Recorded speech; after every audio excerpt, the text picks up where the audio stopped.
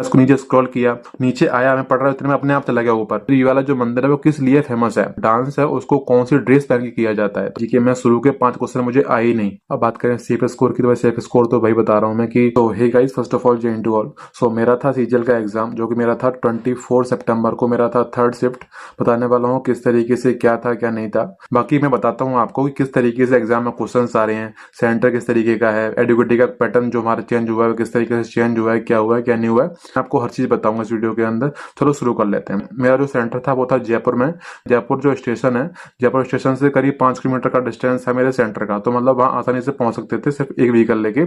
मुश्किल से उसका जो किराया था 20 रुपए में पहुंच गए सेंटर पे हम। ठीक है, तो सेंटर पे लोकेशन सेंटर की बढ़िया थी, वहां पहुंचे तो सेंटर की बिल्डिंग काफी बढ़िया थी। फिर मैंने बहुत सारे एग्जाम दे रखे हैं टीसीएस के, तो वहां मुझे इतना अच्छा सेंटर दिखने को नहीं मिला था जो बाहर से देखते हैं। ठीक है, फिर बात करते हैं अंदर की, बाहर से देखना और अंदर से देखना। होता है ना कि ऊंचे दुकान फीके पकवान, वही वाला हिसाब है। ठीक है, तो देखो पहला वैसे हमारी एंट्री होती है, उन्होंने एंट्री के टाइम पे उन्होंने हमसे मांगा हमारा एडमिट कार्ड और हमारी एक आईडी, जो कि मैंने आधार कार्ड दिया था। ठीक है, उसका वेरिफिकेशन बहुत अच्छे से किया, मेरा नाम, पापा का नाम और मेरी डेट ऑफ बर्थ, हर चीज चेक करी उन्होंने। कि ऐसा नहीं है कि मतलब जैसे पहले हो रहा था कि कोई चेकिंग ही नहीं हो रही, सीधा बच्चे अंदर जा रहे थे, जिसने जो पहन रखा है कुछ चेक ही नहीं हो रहा था। मेरे हाथ में कलावा था तो वो भी निकलवा दिया था उन्होंने। ठीक, किसी की बेल्ट थी वो भी निकलवा दी थी, लड़कियों के जो इयरिंग्स वगैरह थे वो टैप लगा दिए थे। ठीक है, तो चेकिंग वगैरह अच्छे से हो रही है। तुम्हारी लैब तक पहुंचने तक तुम्हारी 3 से 4 बार तुम्हारी हो जाएगी चेकिंग, मतलब कि चेकिंग बहुत अच्छे से कर रहे हैं अभी। ठीक है, पहले नहीं हो रही थी ये चीज। अब बात कर लेते हैं कि सेंटर किस तरीके से क्या है, कंप्यूटर कैसे काम कर रहे हैं। ऐसे हमारा एग्जाम स्टार्ट होने को होता है, उसमें बताते हैं कि इंस्ट्रक्शंस आते पढ़ना है उनको। तो मैंने मतलब कि पढ़ रखे थे पहले, टीसीएस वाले तो पढ़ते नहीं थे, लेकिन अभी एडुकेटी का था, मैं चलो पढ़ ही लेते हैं किस तरीके से क्या है। तो पूरा पढ़ रहा था, मैंने उसको नीचे स्क्रॉल किया तो ऑटोमेटिकली नीचे मैंने कर रखा था, अपने आप सीधे ऊपर पहुंच रहा था अपने आप। मैंने स्क्रॉल नीचे किया, एक बार नीचे आया, मैं पढ़ रहा हूँ इतने में अपने आप चला गया ऊपर। मैंने एकदम से बोला, मैं कहा सर ऐसे ऐसे इशू आ रहा है। बोले नहीं ये सभी के साथ, तुम्हारे साथ अकेला नहीं है, ये सभी के साथ इसी में हो रहा है, पेपर में नहीं होगा। मैं बोला ठीक है, नहीं होगा तो बढ़िया बात है, कोई दिक्कत नहीं है। अगर हो गया फिर तो बोलते हैं नहीं नहीं अगर होगा चेंज कर देंगे हम उसी टाइम पे तुरंत। मैं बोला ठीक है चलो देखेंगे। फिर इस तरीके से हमारा एग्जाम स्टार्ट हुआ, स्मूथली हर चीज हो गई थी। ठीक है, सर्वर में कोई दिक्कत नहीं है एग्जाम के टाइम पे, बिल्कुल भी बहुत स्मूथ चला मेरा पेपर, बड़े आराम से, बिल्कुल भी कंप्यूटर लैग नहीं किया, माउस का कोई इशू नहीं आया, कोई नेटवर्क का इशू नहीं आया, बड़े आराम से मेरा एग्जाम होता रहा। 1 घंटे वाला पूरा मेरा कंप्लीट हुआ इस तरीके से।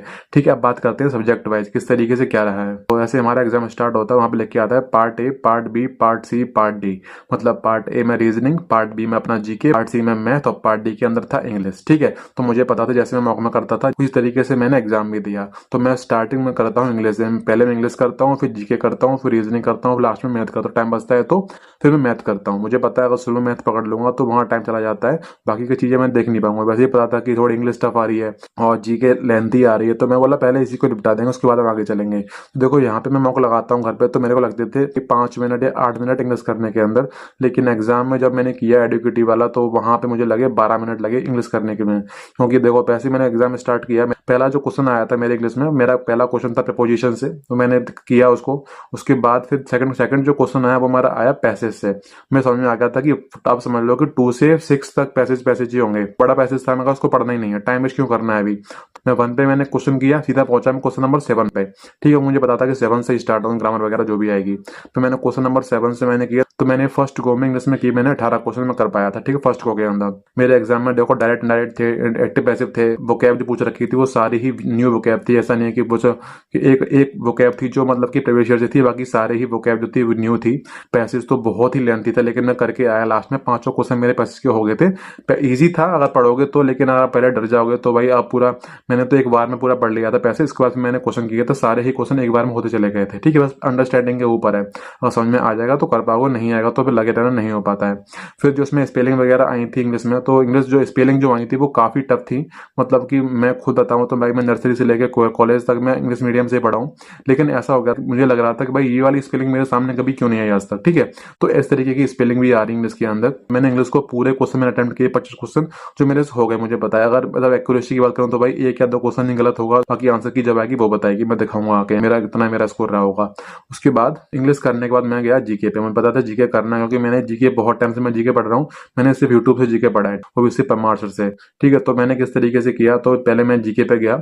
मेरे को लगा भाई जीके में शुरू के 5 क्वेश्चन मुझे आए ही नहीं, समझ नहीं आया कि पूछ क्या रहा है उसके अंदर, ऐसा हाल था जीके के अंदर। फिर मैं बोला कि 5 नहीं है भाई, करना तो पड़ेगा, ऐसा तो नहीं है कि सब छोड़ के चले जाएंगे कि भाई एक भी अटेम्प्ट नहीं किया जीके में। लेकिन मैं आगे बढ़ा तो क्वेश्चन ऐसे थे जो करने वाले थे, मतलब कि शुरू में क्वेश्चन ऐसे डाल रहा है कि बच्चा वहीं फंस जाए, नर्वस हो जाए और आगे क्वेश्चन कर ही ना पाए। इसीलिए मैंने 5 क्वेश्चन शुरू के छोड़ दिए, मतलब ठीक कोई दिक्कत नहीं है, या तो नहीं होगा या फिर करेंगे आगे। वहां से क्वेश्चन नंबर 6 से मैंने स्टार्ट किया।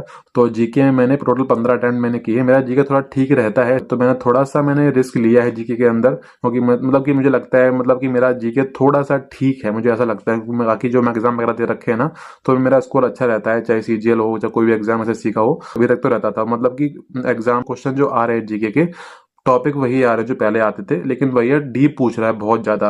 अभी तक टीचर क्वेश्चन पूछती थी, पूछ लेती थी कि ये वाला डांस है वो कौन से स्टेट का है, लेकिन अब वो पूछ रहा है कि ये वाला इस तरीके के क्वेश्चंस आ रहे हैं, मतलब डीप में आ रहे हैं। या फिर मतलब कि वो सोच लो कि ऐसे क्वेश्चन आया मंदिर का, तो पहले आता था कि बताओ ये मंदिर है ना कौन से स्टाइल में बना हुआ है, वेशरा द्रविड़ वगैरह में, नगर स्टाइल में। अब वो नहीं आ रहा है, अब क्वेश्चन इस तरीके का आ रहा है कि जो मंदिर था दे देगा ये ऑप्शन कि इस मंदिर, ये वाला जो मंदिर है वो किस लिए फेमस है। ऑप्शन ऐसे दे रखे हैं जो टीचर ने पढ़ाई नहीं है, मैं क्लियर बता रहा हूँ, ठीक है। तो जीके मैंने की है टोटल 15 अटेम्प्ट। इस तरीके से मेरा टाइम बहुत वेस्ट हो गया था मेरा जीके और इंग्लिश करने के अंदर ही, ठीक है। इसके बाद मैं गया हूँ रीजनिंग के ऊपर। फिर मैं रीजनिंग में करना स्टार्ट किया। रीजनिंग के क्वेश्चन स्टार्टिंग में बहुत ईजी थे, लेकिन जैसे ही मैं आगे बढ़ा मैंने देखा कि 3 से 4 क्वेश्चन मैथ के थे जो रीजनिंग में डाल रखे थे मेरी शिफ्ट के अंदर। और क्वेश्चन ऐसे नहीं कि सिंप्लीफिकेशन बोर्ड मार्क्स हो, ऐसा नहीं था।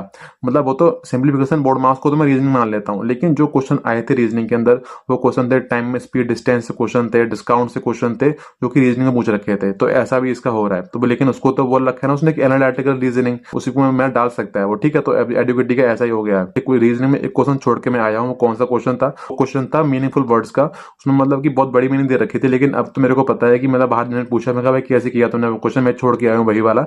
तो लोगों ने बताया, मतलब कुछ लोगों को समझ में आ गया था कि वो मीनिंग क्या बन रही थी, लेकिन मैंने उस मीनिंग को मैंने बहुत टाइम दिया, लेकिन मेरे दिमाग में वो मीनिंग आई नहीं, क्योंकि वो मीनिंग थी वो कम से कम 8 से 9 लेटर की मीनिंग थी वो।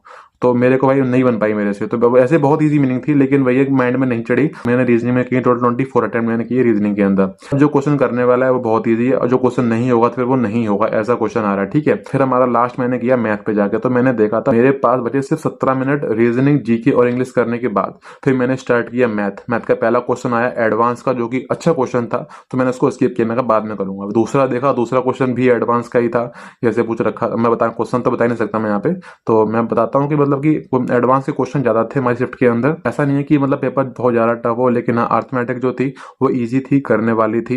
तो उसको भाई मैंने पूरा ही अटेम्प्ट किया। मतलब पहले मैंने वही क्वेश्चन मैंने उठाए हैं कि जो मेरे से एक बार में हो जाए। ऐसे अर्थमेटिक के क्वेश्चन थे, मुझे पता था कि भाई कैलकुलेशन है, लेकिन उसका मुझे एक्यूरेट आंसर मेरा आ जाएगा। तो इस तरीके से मैंने पहले मैंने अर्थमेटिक क्वेश्चन किए थे मैंने। फिर मैं गया था एडवांस को, फिर मैंने एडवांस क्वेश्चन करना शुरू किया, लेकिन जब तक मेरा टाइम खत्म हो चुका था। मतलब कि मैंने एक बार मैंने सारे क्वेश्चन कर लिए, वो तो अच्छा रहा कि मैं दोबारा के लिए बैठा कि मैं फर्स्ट सेकंड को मैं करूंगा जाके सारे क्वेश्चन। जितने क्वेश्चन मैंने कर लिए थे एक बार में वो मैंने वही कर पाया। दोबारा मैं पेपर नहीं देख पाया कि भाई टाइम बच ज्यादा देख ले, दोबारा नहीं देख पाया। मुझे इतना याद है कि मैंने मैथ में किए टोटल 16 क्वेश्चन मैं अटेम्प्ट कर पाया था मैथ 25 में से, क्योंकि 17 मिनट में मैंने किए 16 क्वेश्चन मैथ के। तो इस तरीके से मेरा हो पाया था, ठीक है। बाकी मेरा टाइम अगर और होता तो कम से कम 20 से 21 क्वेश्चन थे जो करने वाले थे मेरी शिफ्ट के अंदर मैथ में, ठीक है। मेरा टाइम खत्म हो गया था। बाकी क्वेश्चन तो टॉपिक से थे, चाहे मेंसुरेशन हो, ट्रिग्नोमेट्री हो, अलजेब्रा हो, मतलब कि एडवांस तो अच्छी थी मेरी शिफ्ट के अंदर। बाकी ये बात मैंने टोटल मैंने अटेम्प्ट की है 80। हम बताऊं तो किस तरीके से, देखो रीजनिंग में मैंने की 24 अटेम्प्ट, एक क्वेश्चन छोड़ा है जो कि वही था मीनिंगफुल वर्ड वाला, मैंने छोड़ दिया। फिर मैंने इंग्लिश में मैंने की 25 अटेम्प्ट, जो कि मुझे लग रहा है कि हो सकता है कि 22 या 23 सही हो, बाकी आंसर की बताएगी जितने भी होंगे, ठीक है। उसके बाद फिर जीके मैंने किए 15 अटेम्प्ट, मैथ में मैंने किए हैं 16 अटेम्प्ट। इस तरीके से मेरा पेपर रहा है सीजीएल का। बाकी कितना क्या रहेगा वो पता चलेगा जब आंसर की आ जाएगी तब। वैसे तो मैं सेटिस्फाई नहीं हूँ मेरी परफॉर्मेंस से, मुझे पता था कि मैं क्वेश्चन और कर सकता था मैथ के अंदर, लेकिन टाइम मैं मैनेज नहीं कर पाया, क्योंकि वहां पे ना क्वेश्चन बहुत बड़े आ रहे हैं। मैं तो मुझे लग रहा है कि हर किसी की अगर इशू आएगा तो टाइम का ही इशू आएगा पेपर के अंदर, ऐसा पेपर बना रखा है, ठीक है। तो मुझे लगता भी नहीं कि यार पेपर ऐसा है कि उसको सारा ही अटेम्प्ट करना है। यूपीएससी पेपर कराता है, उसमें क्वेश्चन 40% ही क्वेश्चन होते हैं जो करने वाले होते हैं, उतने पे कट ऑफ लगती है। मुझे लग रहा है कि एसएससी भी कहीं ना कहीं उसी पे जा रहा है कि बच्चे सारे क्वेश्चन कर ही ना पाए, क्वेश्चन बड़े देते हैं उनको, टाइम खत्म हो जाएगा तो कहाँ से अटेम्प्ट कर लेगा कोई, ठीक है। बाकी जिसने भाई अटेम्प्ट कर रखे हैं भाई उसकी अच्छी बात है, हो सकता है भाई उसने कुछ प्रैक्टिस ज्यादा कर रखी हो, मैंने प्रैक्टिस उतनी ना कर रखी हो। सीजीएल में मैंने किए टोटल 80 अटेम्प्ट, पिछली बार में 1.9 मार्क्स से आउट था सीजीएल के अंदर। देखते देखते हैं इस बार क्या होगा क्या नहीं होगा। वो तो जब आंसर की आएगी ना देन रियलाइज होगा कि किस तरीके से क्या होगा। बाकी मैं सब चीज़ दिखाऊंगा यहाँ पे कि मेरा कितना स्कोर बना है, फिर आपको कितना क्या करना चाहिए था, मैंने यहाँ पे क्लियर कर दिया है। अब बात करें सेफ स्कोर की, तो सेफ स्कोर तो वही बता रहा हूँ मैं कि अगर कहीं स्कैम नहीं होता है और आपको लगता है कि आपकी शिफ्ट हार्ड है तो 130 नंबर भी मतलब कि सेफ स्कोर हो सकता है इस बार का। ठीक है, अगर आपकी शिफ्ट ईजी है तो वही 135 कर लो, और इससे क्या ही डिफरेंस रखोगे। नॉर्मलाइजेशन चेंज हो चुका है, फॉर्मूला ज्यादा ना ज़्यादा नॉर्मलाइजेशन मिलेगा ना ज़्यादा नंबर कम होंगे, इस तरीके से हो चुका है। तो ज़्यादा डिफरेंस नहीं आएगा हमारी ईजी शिफ्ट के हार्ड शिफ्ट के अंदर, इस तरीके से रहने वाला होता है। अब कोई आपका डाउट अगर रह जाता है तो प्लीज़ मेरे पास कमेंट कर सकते हो, उसमें मैं आपको वहाँ रिप्लाई कर दूंगा। डाउट आपका रह जाता है कोई, या आपको कोई डाउट पूछना है तो बाकी देखेंगे जब आंसर की जाएगी बताऊंगा मैं आपको यहाँ पे आके। ठीक है, अब मिलेंगे किसी और वीडियो में, तब तक के लिए जय Hind, bye bye, thank you.